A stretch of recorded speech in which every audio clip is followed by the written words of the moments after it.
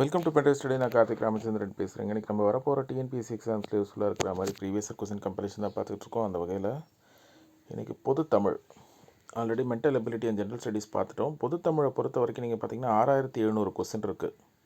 சரிங்களா? டிஎன்பிஎஸ்சி கடைசியாக 2023 இந்த இன்டர்வியூவர் எக்ஸாம் தான் கண்டக்ட் பண்ணாங்க 12th டிசம்பர் அன்றைக்கி. அது வரைக்கும் நம்ம கவர் பண்ணிட்டோம்.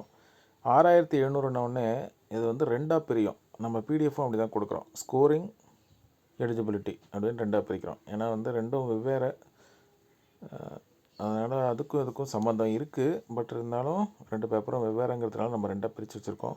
அதை நீங்கள் பார்த்துங்க. அதை நீங்கள் பிடிஎஃப் பார்க்குறப்ப உங்களுக்கு புரியும். சரிங்களா?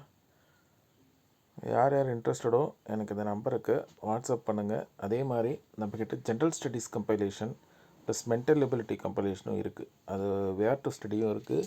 பொது தமிழில் வேர் டு ஸ்டடியும் நம்ம வச்சுருக்கோம். நீங்கள் எல்லாம் பண்ணுங்க.